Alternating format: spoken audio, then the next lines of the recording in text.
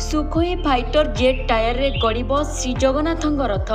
MRF जोगाई देव यही tyre. ए tyre लगाइबा परे आ कोनोसी समस्या देखा देब नाही बोली आशा रही।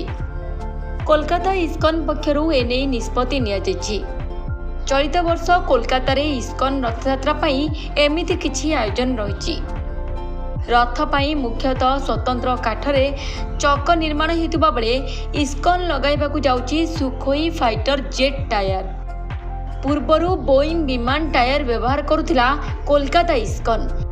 ए टायर रनवे क्षमता घंटा प्रति 280 किलोमीटर रहिछि। गत वर्ष स्टीयरिंग खराब थिबा कारणरु ए परिवर्तन करा जायथिबा कोआ जाउछि। ए टायर रो ओजन 110 किलोग्राम होइतबा बेले यह 4 फुट व्यासार्ध विशिष्ट। सुखोई फाइटर जेट टायर निर्माण करुछि एमआरएफ। ए टायर घंटा प्रति प्राय 1.5 किलोमीटर बेगरे गड़िबार क्षमता रही। कोलकाता इस्कन उपाध्यक्ष राधारमण दास कहते आमे जेतेबेले एमआरएफ को जोगाजोग करिथिलु रथ पाई ए टायर निर्माण कथा शुणी प्रथमे विश्वास करि परनथला कंपनी अधिकारी। सेमाने रथर निरीक्षण करने को कोलकाता आसथिले।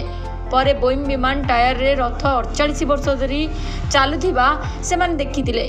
सुखोई टायर मजबूत होइतिबारु आमे तांगु निवेदन करथिलु आ से टायर बिक्री पई शेषरे राजी होइचंती। एथिपई पहिया ड्रम ब्रेस फ्रेम एवं एक्सिल फिटिंग आदि परिवर्तन करबाकु हेबो, किंतु रथरे लागिथिबा पारंपरिक काठ एवं लुहा आदि पूरा सुरक्षित रहिबो। ब्यूरो इनपुट सह शुभलक्ष्मी राउत का रिपोर्ट, द पॉलिटिकल हिंदू।